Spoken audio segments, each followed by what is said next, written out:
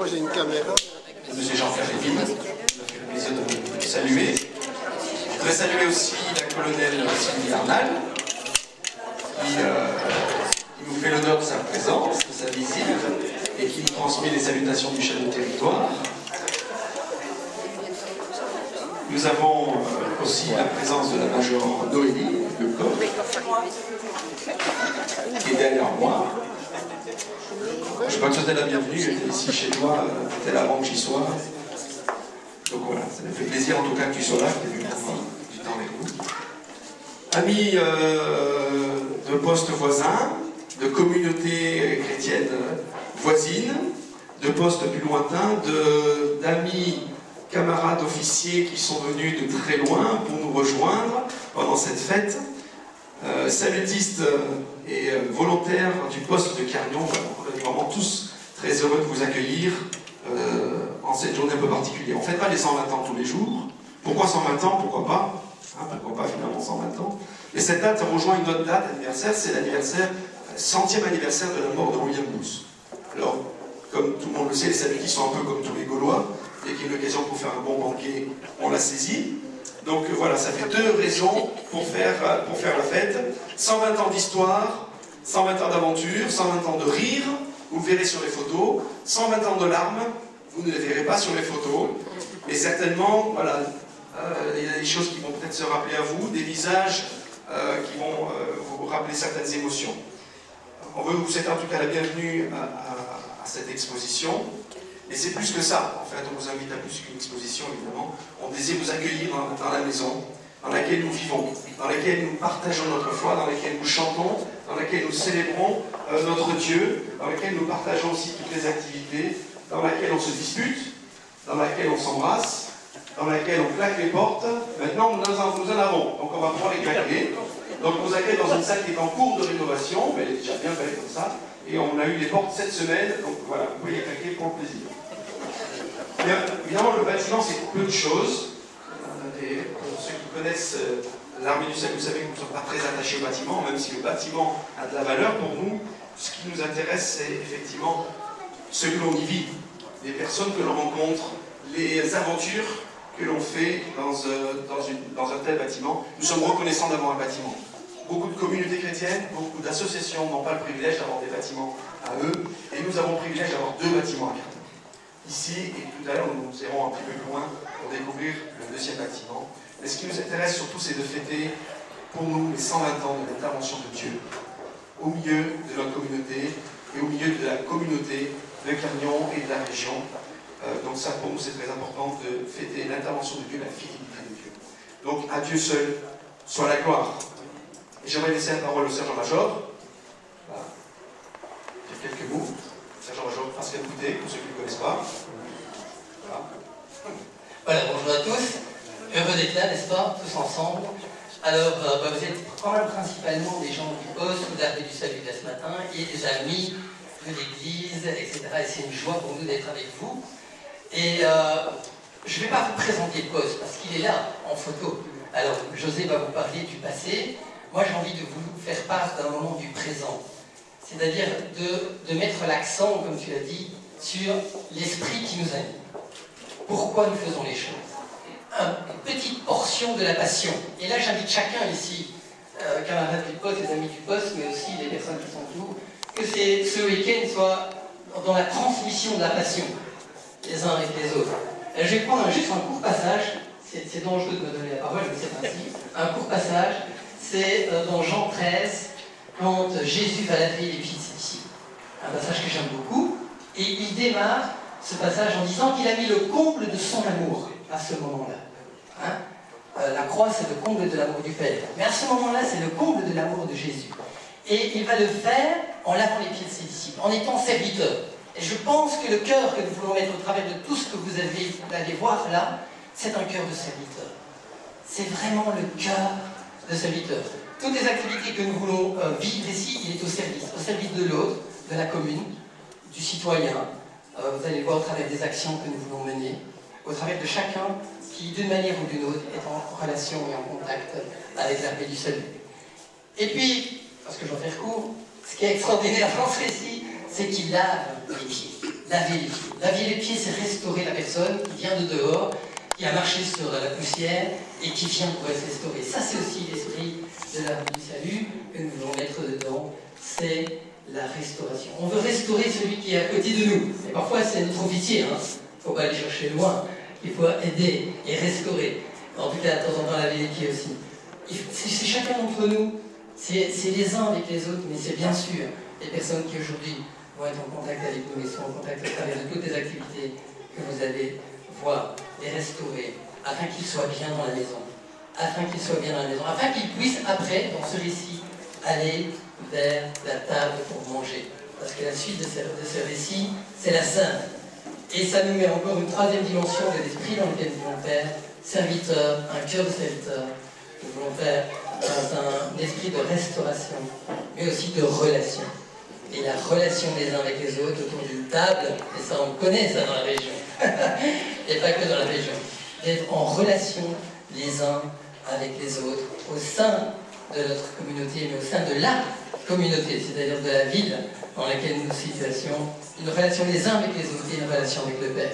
Alors vraiment que vous puissiez voir tout cela, et surtout partager, parce qu'on est presque entre nous ce matin, que vous puissiez partager ces trois dimensions au travers de ce week-end. Que Dieu vous bénisse.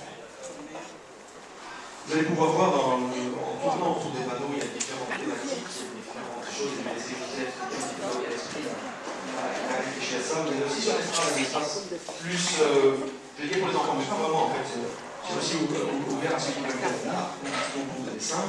Et puis il y a l'animation dehors, prenez le temps de visiter, de vous imprégner, et puis tous ceux qui sont de la maison se feront un plaisir de répondre à vos questions, si vous en avez encore après ce petit voyage. Merci José de tout le travail de souterrain, d'aller chercher, de regarder. Voilà, je te laisse la parole pour nous expliquer en quelques mots un petit peu l'état d'esprit dans lequel tu as abordé ça. Voilà, mais justement, Pascal disait que finalement, c'est pour les passionnés. Et moi, je suis un passionné d'histoire, non pas pour l'histoire, parce que l'histoire, elle est humaine, c'est l'histoire des hommes, mais c'est aussi l'histoire de Dieu. Et la capitaine Röhring, qui est sur une des photos, la disait un jour dans une réunion, quand j'étais gamin, elle a dit le passé, c'est un garant pour l'avenir. Donc c'est un garant, surtout c'est un garant de témoignage pour voir ce que Dieu a fait et ce que les hommes ont fait à cause de l'amour de Dieu. Et ça c'est extrêmement important. S'il n'y avait pas eu l'amour de Dieu, il n'y aurait pas eu tant d'activités, tant d'actions, tant d'amour, parce que c'est justement ça que Jésus nous a transmis. Alors comment ça m'est venu? Ça m'est venu par hasard. Et comme je suis persuadé que le hasard n'existe pas, je me suis dit que c'était le Seigneur qui m'avait mis ça à cœur. Et alors il m'a mis ça à cœur dans des circonstances assez amusantes pour les gens de Carignan. Géonazé, que vous connaissez probablement, c'est un poète, c'est un écrivain patoisant. Il a écrit des pièces, il a écrit des pièces de théâtre, il a écrit toutes sortes de choses. Et un jour, il était à la radio. Une radio libre, et il animait une émission en patois. Et alors il m'apostrophe, il me dit, dis un peu, j'ai quelque chose à te demander. Est-ce que tu pourrais, dans le cadre d'une émission, venir nous parler de l'armée du salut? Ah, mais il y a deux conditions. Je dis, oui, quelles conditions? Ben, que ce soit en borin, pas de problème. Et alors c'est dans le cadre d'une émission folklorique. Je dis, oh, folklorique? Je dis, qu'est-ce que tu entends? Ben oui, les marmites, enfin l'image qu'on a de l'armée du salut. Je dis là, mon ami, j'ai rien dit, mais je lui ai dit oui tout de suite. Je ne sais pas pourquoi, j'ai dit oui. Puis je suis rentré chez moi, j'ai dit folklore, il est gonflé le gars. Ça fait rien, le type après il s'est converti, et il a été à l'église protestante, et un jour on en a parlé, et il arrive bon cœur en disant, effectivement, ce qu'il a dit à la radio, ça m'a quand même impressionné. Enfin, ce que le Seigneur m'a fait dire à la radio, ça m'a impressionné. Et alors, il fallait faire vite, alors j'ai téléphoné à la Major Robin, vous connaissez, hein, elle travaillait au militaire, c'est une fourmi comme ça, elle est allée dans les archives et elle m'a fait une lettre. Et oui, mais la lettre, elle me disait, l'armée du salut a commencé à Bruxelles, mais en 3 pages, c'était pas beaucoup. Et puis après, j'ai rencontré, je te dis, il faut que je vois les bus avec Israël. J'ai rencontré la châtaigne des Lois, elle avait plus de 85 ans. J'avais dit, racontez-moi un peu l'histoire, c'était comment? Et elle m'a raconté. Je suis un professeur, donc j'ai enregistré ça sur le plan informatique. Et heureusement, je suis professeur parce que j'ai pas de besoin. Puis je parlais quoi François, lui, il avait ce que je connais. François Desmarais. Je lui ai dit, racontez-moi un peu le l'armée de salut. Et il m'a raconté des histoires, aussi des histoires amusantes. Puis j'étais voir la colonel Riquet, j'ai dit, colonel, c'était quoi l'armée du salut au début? Ah, moi je ne pensais pas grand-chose. Mon père s'est converti là, il a fait ça, il a fait ça. Mais moi, c'est pour vous, quand même.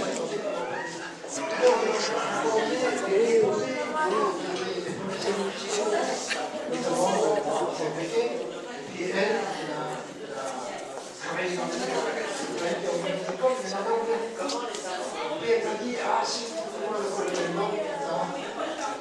c'est bien mon père en fait à lui. Et je me suis dit, bon, c'est notre bien, qu'est-ce que vous. Et puis j'ai travaillé, j'ai fait une émission, encore une fois, comme je suis là, mon ami Georges, il m'a disparu, il était pour 16 ans. J'ai raconté des témoignages à chaque fois, comme moi je t'avais entendu. Et puis j'ai mis ça dans le livre, et on en a plus parlé. Puis au 100e anniversaire, on m'a dit, mais t'as des trucs, toi. Je vais donner mes notes. Puis au 120e anniversaire, on m'a dit, c'était là. Entre-temps, j'en ai collectionné des photos, hein, elles sont là. Une partie seulement, parce que j'en ai des centaines. Et vous verrez d'ailleurs un diaporama avec des photos anciennes, des nouvelles, des photos récentes, des photos montées, des photos restaurées. Et voilà, ça c'était le travail. Et je me suis pris en me disant, mais finalement, quel témoignage. Encore une fois, l'histoire n'aurait pas d'importance si ce n'était pas un témoignage. Et voilà, je vous le livre comme ça. Posez-moi des questions, je vous répondrai. Si vous me voyez des photos, des renseignements, je vous en donnerai. Mais regardez ça avec un esprit en disant, ça, c'est l'œuvre du Seigneur. Alors ça, c'était le passé, mais l'avenir, je ne sais pas encore combien de temps, mais l'avenir, il est meilleur. Le Seigneur va nous garder. Et moi, je suis, quand je vois les photos, je vois mon arrière-grand-mère. Dans la famille, j'ai une petite fille, moi. Elle est déjà la 6e génération du côté du père et du côté de la mère. Donc, Dieu dit, je bénirai jusqu'à là, combien de générations? 4e génération. Bon, eh bien encore on a encore le temps. Alors, merci Seigneur et qu'à lui soit toute la gloire. Amen. Amen. Merci José. Donc vous avez ici sur le présentoir le travail dont José vous a parlé sous forme de brochure. Donc c'est tout un ensemble de témoignages sur l'histoire de l'Armée du Salut en partie, mais surtout du poste de Carignan, avec des témoignages et tout ce que vous a partagé. José, il est à disposition au prix de 6 €. Et donc merci José pour tout ce travail de récolte. J'aimerais profiter de dire merci à tous les volontaires qui ont installé tout le matériel de l'exposition, ici et au fil de l'autre, au comité qui a préparé aussi cet anniversaire, Christian, Daniel, pour toute la partie de présentation de l'Armée du Salut, et puis tous les sergents qui, au fil du temps, régulièrement amènent leur groupe dans l'activité et font que le poste avance. Merci au groupe de jeunes qui fait l'animation toute la journée. Merci les jeunes d'avoir préparé ça. Les jeunes soldats là-bas vont nous accueillir. Donc un grand merci à tous pour le travail qui a été fait et le travail qui reste à faire pour les 120 prochaines années. J'aimerais qu'on puisse terminer ensemble en priant, en remettant cette journée dans les mains de Dieu. Seigneur notre Dieu, nous sommes dans la reconnaissance aujourd'hui. Parce que nous voyons au travers de ces photos, au travers des visages, nous voyons ta main. Nous voyons des traces